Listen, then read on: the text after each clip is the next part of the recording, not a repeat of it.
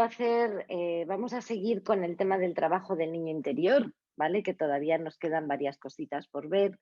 Y hoy quiero que veamos una cuestión importante que tiene que ver con las generaciones y las jerarquías familiares, ¿vale?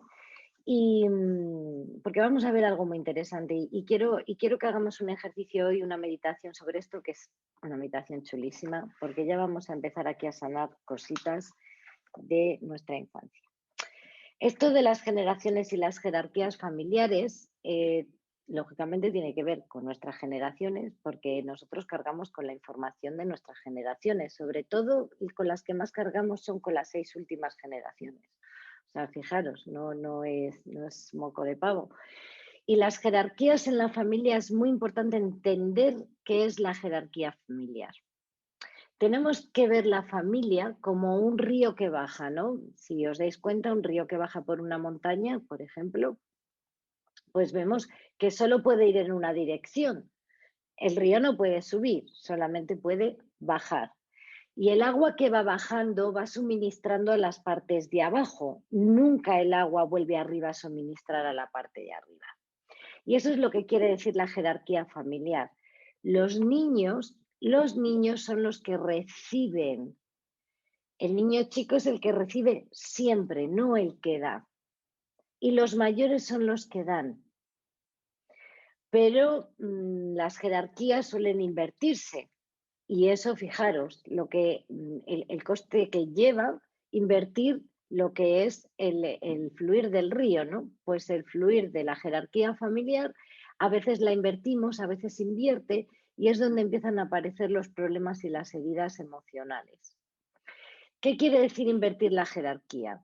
Pues, por ejemplo, cuando nos hemos tenido que hacer de pequeños, nos hemos tenido que hacer cargo pues, de nuestro padre o de nuestra madre, o nos hemos tenido que hacer cargo de los hermanos, o nos hemos tenido que hacer cargo, por ejemplo, de mamá porque papá estaba ausente, y entonces, porque esto pasa mucho. Esto es muy importante porque cuando hay una ausencia, normalmente el padre o la madre que quedan pues suelen volcar todo, proyectar todo sobre el hijo. Entonces el hijo siente la responsabilidad de hacerse cargo de la felicidad y del bienestar del papá o de la mamá.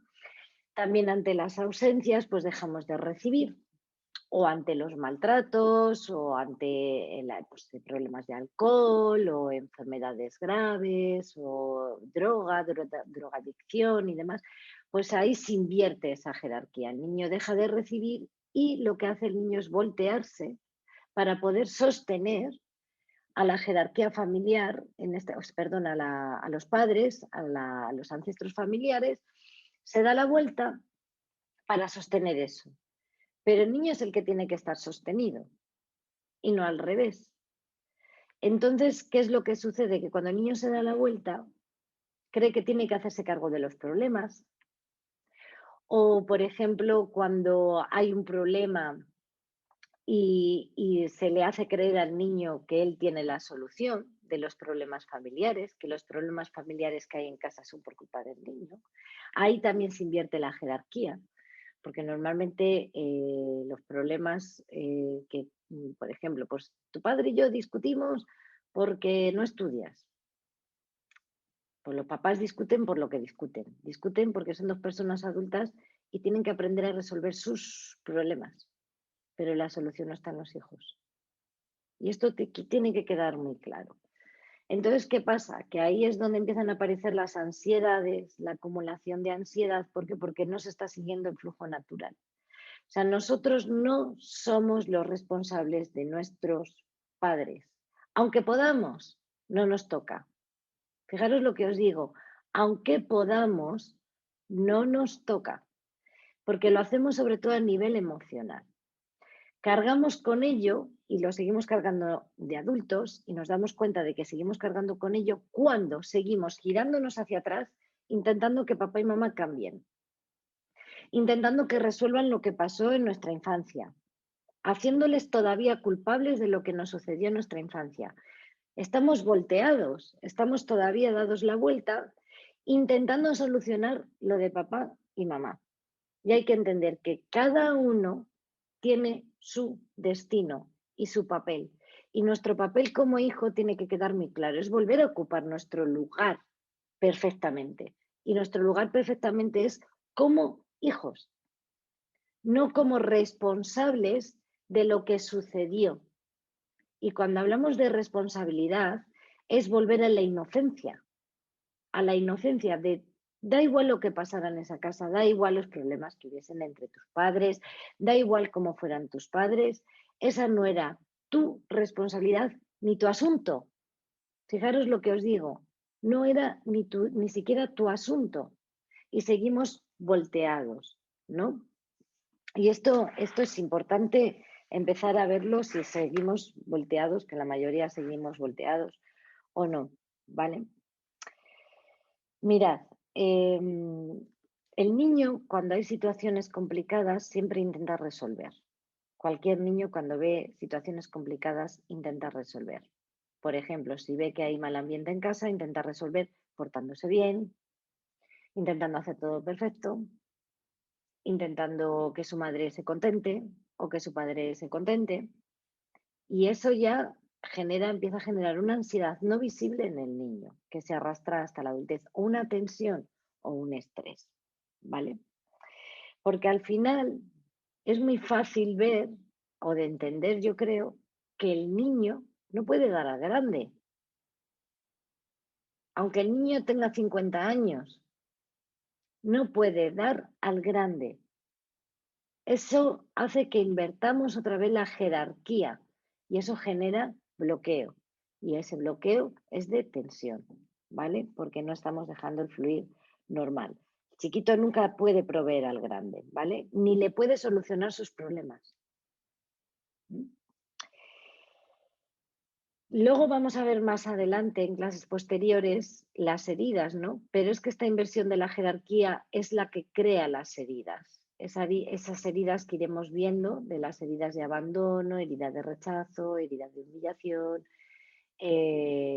Ahora no recuerdo cuáles eran las otras dos, pero bueno, ya vimos algo el año pasado, los que estáis el año pasado, pero vamos a verlas en profundidad cada herida. Pero las heridas vienen de esta inversión de la jerarquía, ¿vale? Tenemos todas las generaciones que hay detrás de nosotros influyen en nosotros mismos, influyen. Situaciones que se dejaron sin solucionar en otras generaciones, pues vienen para nosotros. Y esto es importante también de entender, porque ¿qué quiere decir esto? Que hay padres que no sanaron sus heridas. Hay muchos padres con el niño herido y esa situación sin resolver se lleva a la siguiente generación. De hecho, lo que se suele llevar el niño en la siguiente generación son esas mismas heridas, son las mismas. ¿Vale? Por eso en alguna generación hay ya que sanar al niño. ¿Vale? Tenemos que revisar un poco, ser conscientes de cómo está nuestra jerarquía. Si tuvimos que hacernos cargo de alguien, de niños, de hermanos, como hemos dicho antes, de padres, de madres, ¿vale? Si había un padre o una madre ausente, como he dicho antes, ahí el niño deja de recibir, ¿vale? Y tenemos que entender que por más que queramos ayudar a los de atrás, no podemos. Eso tenemos que integrarlo bien. Y hay algo que nos ayuda a sanar bastante todo esto, que es entender, más que entender, creer que somos inocentes al 100%. Un niño siempre es inocente al 100%, ¿vale? De la situación familiar, aunque haya sido una tragedia enorme lo que se haya vivido, ¿vale? Siempre somos inocentes. El niño es el que continúa, es el que recibe. Y los problemas de los mayores no son el problema del niño. Entonces el niño es siempre 100% inocente. ¿Qué es sanar toda esta parte? Es volver a esa inocencia. Dejar de cargar con eso, dejar de cargar con el pasado. ¿Vale?